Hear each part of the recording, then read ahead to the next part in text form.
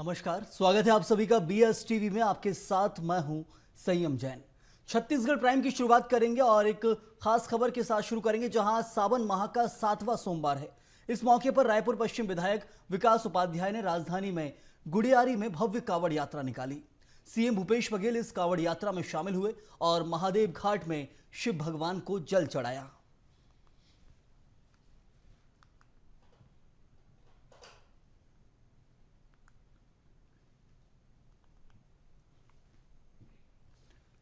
तो सावन मास चल रहा है और इस वक्त कावड़ यात्राएं लगातार निकल रही हैं और ऐसे में कावड़ यात्रा रायपुर पहुंची तो वहां मुख्यमंत्री भूपेश बघेल भी पहुंचे और गुड़ियारी में ये भव्य कावड़ यात्रा निकाली गई, जहां सीएम भूपेश बघेल शामिल हुए।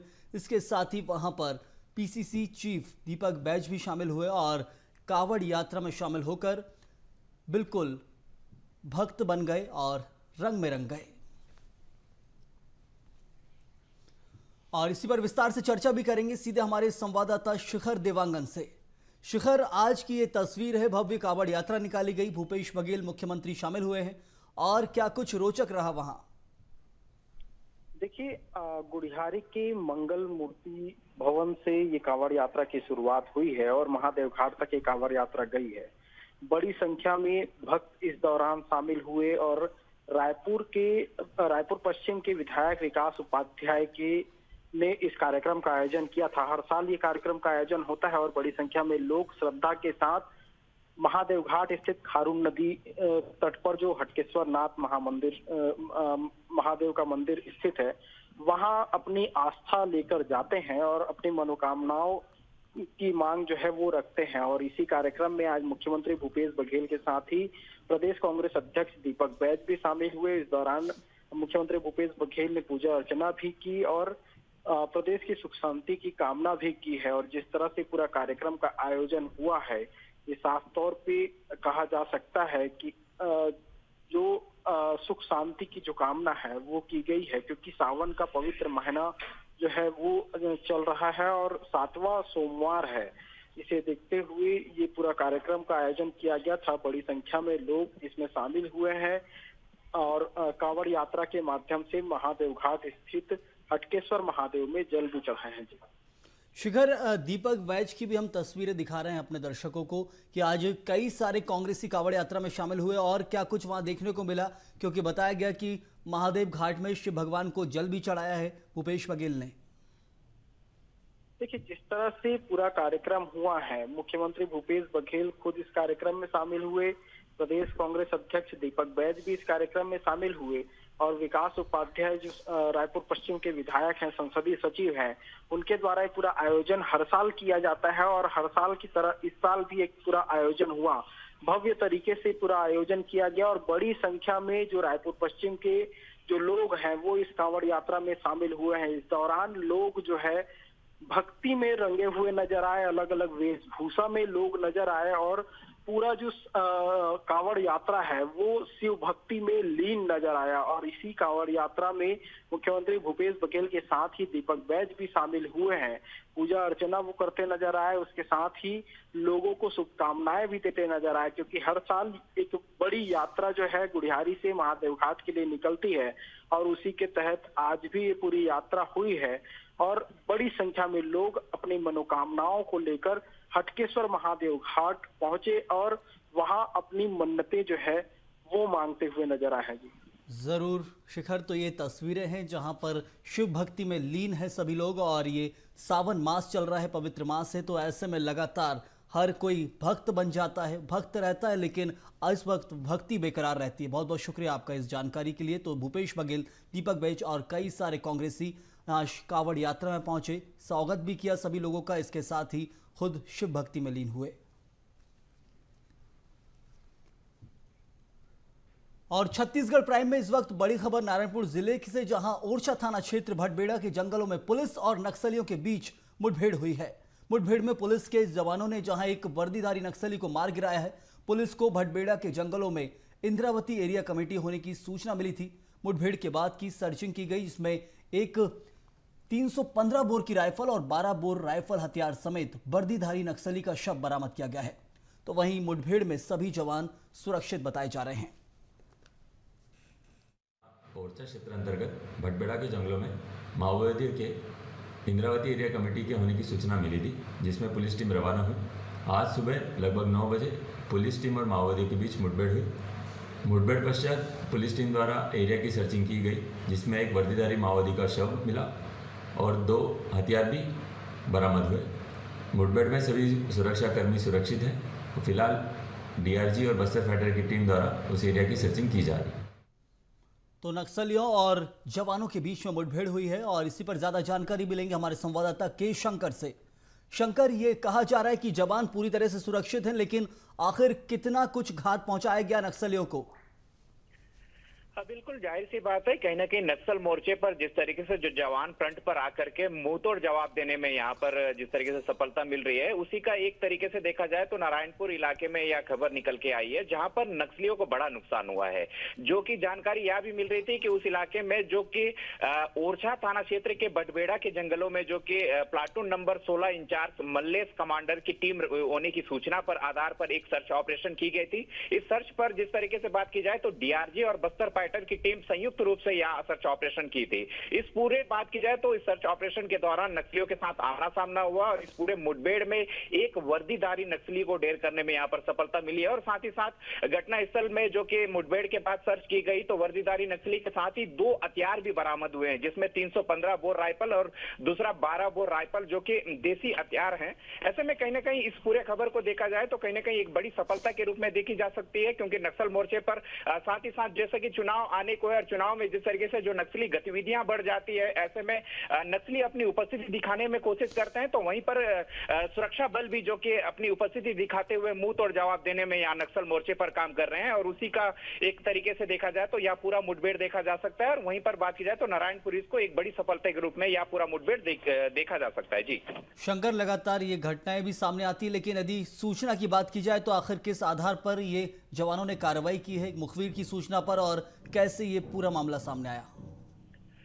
देखिए, अगर बात की जाए तो मुखबिर की सूचना के आधार पर जिस तरीके से जो छत्तीसगढ़ पुलिस है लगातार अंदरूनी इलाके में, चाहे वो नेटवर्क हो, चाहे पुल पुलिये हो, चाहे वो बात की जाए तो विकास, सुरक्षा और साथ ही साथ शिविर, ये तमाम अभियानों के साथ जो सुरक्षा बल है लगातार अंदरूनी इलाके में काम कर रहे हैं। यही वजह रहा कि इस तरीके से देखा जाए तो पुलिस मुखबिर अपना एक सूचना तंत्र होता है और सूचना तंत्र के साथ ही जिस तरीके से एक दबिश देने के साथ ही साथ यह सूचना तंत्र जो कि पुलिस के साथ सीधे संवाद में रहता है। और यही रहा कि आज जो की बात की जाए तो मुखबिर की सूचना के आधार पर ओरछा के जंगल में बड़ी संख्या में नक्सली होने की मौजूदगी की सूचना के आधार पर यह ऑपरेशन किया गया। तो लगातार ऐसे मुखबिर की सूचना के आधार पर लगातार काम कर रहे हैं और यही वजह रहा कि यह पूरा मामला जो कि मुखबिर से जुड़ा हुआ है और मुखबिर के साथ साथ सुरक्षा बल का एक विश्वास और अंदरूनी इलाके में जो शिविर और लगातार जो कि सुरक्षा अभियान चलाया जा रहा है, तो इसी का एक बड़ा उदाहरण भी देखा जा सकता है। शंकर, चुनाव की बात आपने की कि चुनाव से पहले ये नक्सली ज्यादा सक्रिय हो जाते हैं, अपनी मांगे मनवाने की कोशिश करते हैं, पर्चे छोड़े जाते हैं, और ऐसे में कहा भी ये जाता है कि बारिश के मौसम में, मानसून के बाद भी नक्सली एक्टिव रहते हैं। तो लग रहा है कि अब पुलिस की कार्रवाई को लेकर की बहुत हद तक सफलता आगे भी मिलती रहेगी। बिल्कुल जाहिर सी बात है, अगर बात की जाए तो लोकतंत्र के पर्व को लगातार नक्सली जो कि विरोध जताते आए हुए हैं और जैसे जैसे नजदीक आते हैं, चुनाव नजदीक आते हैं, तो ऐसे में नक्सलियों की सक्रियता और नक्सलियों की उपस्थिति और अपने आक्रामक रूप के साथ साथ वे कोशिश करते हैं कि जो लोकतंत्र के पर्व में चाहे राजनीतिक दल पार्टियों के नेताओं को नुकसान पहुंचाने की कोशिश करते हैं, अपनी बात मनवाने की, अपनी बात रखने की, एक तरीके से पर्चियों के माध्यम से अपनी बात रखने की कोशिश करते हैं। और रहा सवाल अगर मानसून की, तो लगातार मानसून के साथ साथ सुरक्षा बल अब अलर्ट मोड पर है और साथ ही साथ मानसून को देखते हुए भी एक तरीके से जो कि सुरक्षा बलों को एक अलग तरीके का यहाँ पर बात की जाए तो उन्हें ट्रेनिंग दी जाती है। तो इसका यही वजह रहा कि अब मानसून के दौरान भी सुरक्षा बल भी जिस तरीके से जो नक्सली एक्टिव होते हैं उसी के तर्ज पर सुरक्षा बल भी उनके माद में जाकर के इस तरीके की बड़ी सफलता को अंजाम देने में सफल हो रहे हैं। जी शंकर, आप बने रहिए हमारे साथ। इस वक्त आगे खबर दिखाएंगे दर्शकों को। बीजापुर से एक खास खबर है, जहां बीजापुर में पूर्व उप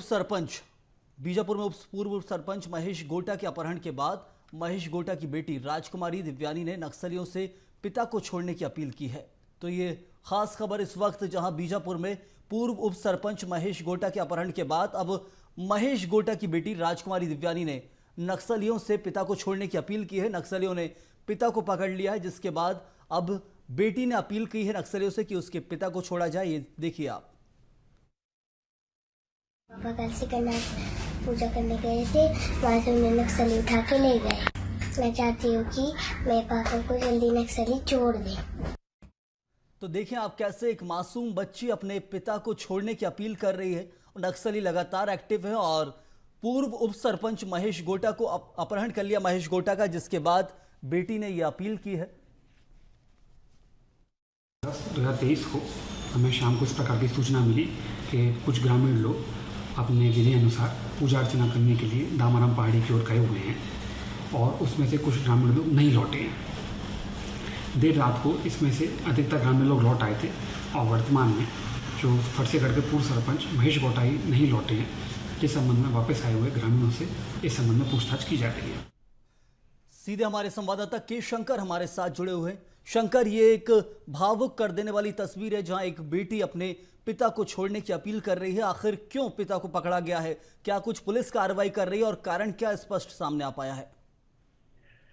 बिल्कुल जाहिर सी बात है कि जिस तरीके से जो बस्तर में एक नक्सल मोर्चे पर जो युद्ध चल रहा है, कहीं ना कहीं जिस तरीके से युद्ध में हमने अब जो हमारे दर्शक देख रहे होंगे, जो मार्मिक अपील जो बच्ची अपनी पिता की रिहाई की अपील कर रही है, तो कहीं ना कहीं यहाँ पूरा मामला जो कि जिस तरीके से देखा जाए तो बीजापुर जिले का है और जहाँ पर यह पिता जो कि अपने साथियों के साथ एक निजी एक पर्व में शामिल होने गया था, वहां से जो कि इन्हें अपहरण कर लिया गया। तो साथ ही साथ अगर बात की जाए तो अभी भी नक्सलियों के कब्जे में और यह महेश गोटा जो कि पूर्व उप सरपंच भी रहा है। तो ऐसे में बात की जाए तो लगातार उनके परिजनों की अपील है और लगातार जिस तरीके से जो वीडियो जो कि उनकी बेटी ने जारी किया, तो ऐसे में कहीं ना कहीं देखा जाए तो एक अपील है कि नक्सलियों के कब्जे में जो महेश गोटा है उसे रिहाई कर दे। तो लगातार कहीं ना कहीं मैंने कहा कि जो चुनाव को देखते हुए इस तरीके की नक्सली जो कि सक्रियता उनकी बात की जाए तो सामने आता है और कहीं ना कहीं इसका भी एक उदाहरण है जिस तरीके से जो कि जो बीजेपी से जुड़ा हुआ यह नेता है और उसे अपहरण कर लिया गया है। तो कहीं ना कहीं इस मामले से भी जोड़ा जा सकता है और अब उम्मीद है कि जिस तरीके से जो बच्ची ने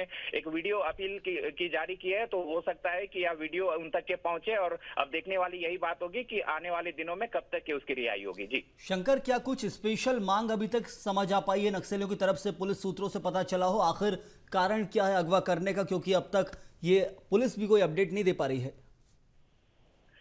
देखिए, अगर सुरक्षा की बात की जाए तो हमारे वहाँ पे सुरक्षा अधिकारियों से भी बात की थी। उनका साफ तौर पर कहना है कि इस मामले में हम हमारी जो सुरक्षा टीम है जांच पर जुटी हुई है और लगातार जिस एरिया में उसे अपहरण कर लिया गया है उस एरिया में लगातार लोगों से पूछताछ की जा रही है कि किस एरिया में उन्हें रखा गया है। और साथ ही साथ अगर मांगों की बात की जाए तो अब तक की बात की जाए तो चुनाव नजदीक आते ही जो कि इस तरीके के वारदात को अंजाम देने में कोशिश करते हैं, इस तरीके की सक्रियता को देने में कोशिश करते हैं। इससे पहले भी हमने देखा कि कहीं बीजेपी के नेताओं को नक्सलियों ने जो कि सीधे तौर पर उन्हें हत्या करके मौत के घाट उतारा है और सीधे तौर पर हमने इस इलाके में ही देखा कि ये वही इलाका है जहां पर नक्सलियों ने पर्चा जारी किया था कि वोट मांगने आए हुए नेताओं को मार भगा और साथ ही साथ चुनाव का बहिष्कार करो। तो ऐसे में कहीं ना कहीं इस लिहाज से भी देखा जा सकता है और चुनाव के आने वाले जिस तरीके से जो चुनाव नजदीक है और चुनाव नजदीक होने के साथ ही साथ इस तरीके के नेताओं को उठाना, बीजेपी के कार्यकर्ताओं को उठाना, तो उससे भी जोड़ा जा सकता है। जी बहुत बहुत शुक्रिया आपका शंकर। तो ये तस्वीर जहां एक भावुक कर देने वाली तस्वीर है, नहीं समझ आता कि आखिर कौन से राजनीतिक दल से पिता जुड़ा है, लेकिन ये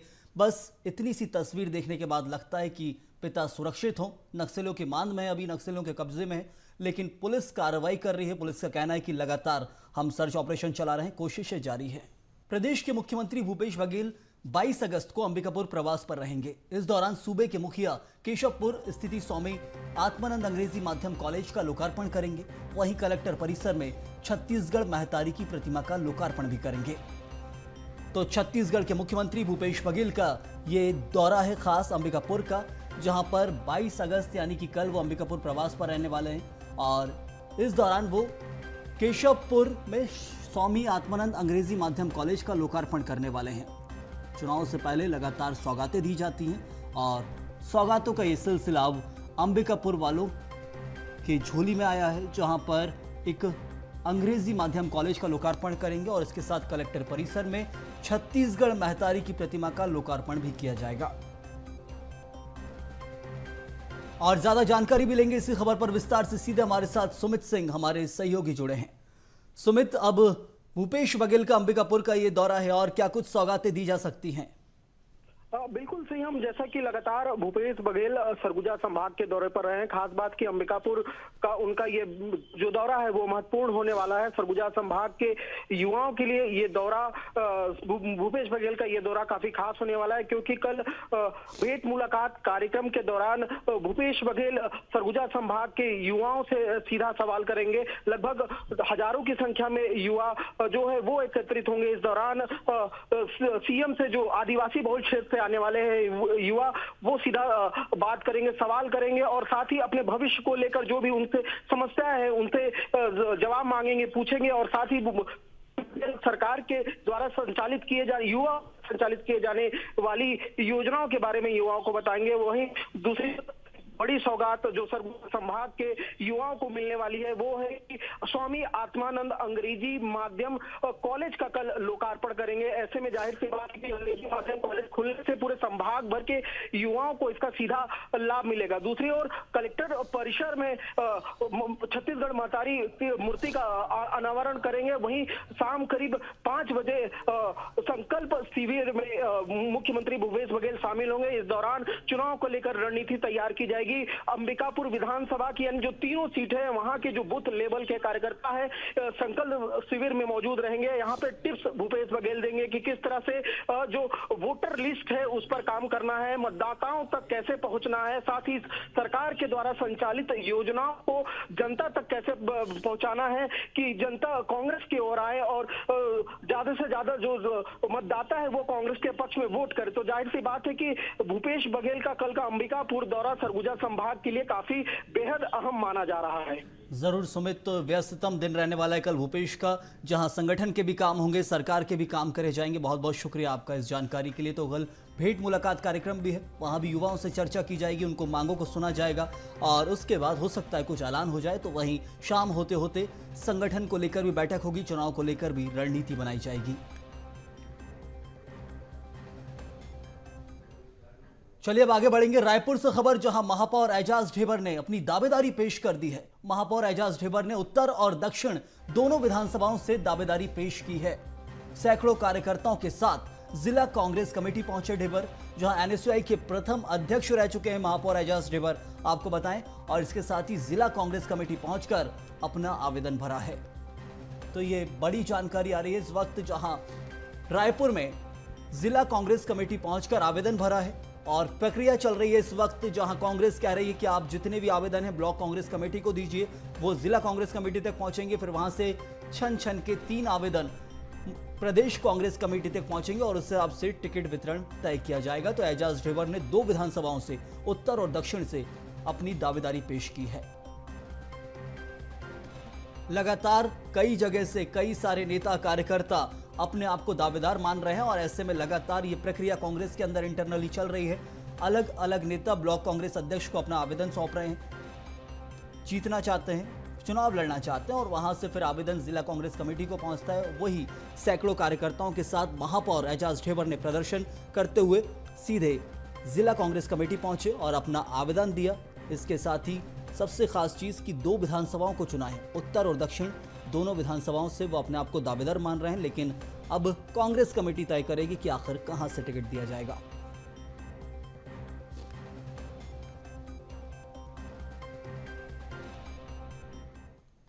और रायपुर से खबर, जहां 6 सितंबर को कांग्रेस प्रत्याशियों की पहली सूची जारी करने वाली है। 75+ के टारगेट हासिल करने कांग्रेस ने जहां रणनीति बनाई है और 6 सितंबर को कांग्रेस पहली सूची जारी कर देगी। इंतजार किया जा रहा है, बीजेपी ने अपनी पहली सूची निकाल दी है छत्तीसगढ़ में। अब कांग्रेस का इंतजार है, कहा जा रहा है कि 6 तारीख को कांग्रेस अपनी पहली सूची निकाल देगी और 75+ का जो टारगेट रखा है कि 75 से ज्यादा सीटें हम छत्तीसगढ़ में लेकर आएंगे, तो उसकी शुरुआत प्रत्याशियों की पहली लिस्ट से होगी। ब्लॉक स्तर पर उम्मीदवारों का आवेदन भरना जारी है।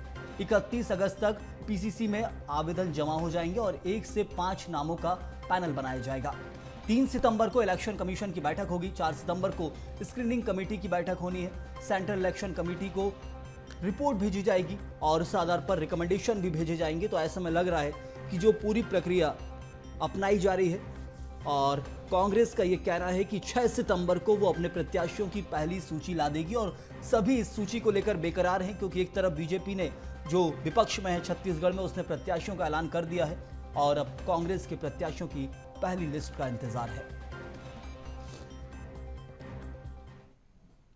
कांग्रेस प्रदेश अध्यक्ष बनने के बाद दीपक बैज पहली बार बलौदाबाजार पहुंचे हैं। यहां कांग्रेस पदाधिकारी और कार्यकर्ताओं ने उनका जोरदार स्वागत किया है। इस दौरान विधानसभा चुनाव के टिकट वितरण को लेकर उन्होंने कहा कि टिकट चाहे जिसे मिले, सरकार बनने के बाद सभी को मिलकर काम करना होगा। जिले में बहुत से दावेदार हैं। सभी सीएम भूपेश के बनाए गए सिस्टम के तहत अपनी दावेदारी ब्लॉक कांग्रेस अध्यक्ष के सामने रख सकते हैं। कांग्रेस सरकार की लोकप्रियता इतनी है कि लोग अपनी पार्टी छोड़कर कांग्रेस से जुड़ रहे हैं। तो बड़ी बातें भी कही हैं और आत्मविश्वास से भरे हैं दीपक बैज।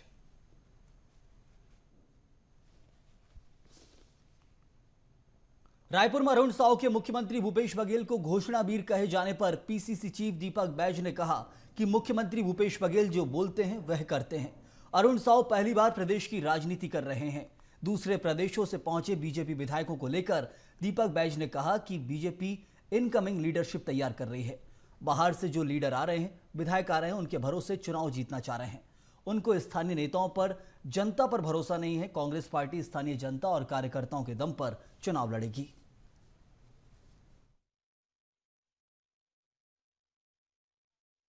पहली बार तो प्रदेश का राजनीति कर रहे हैं।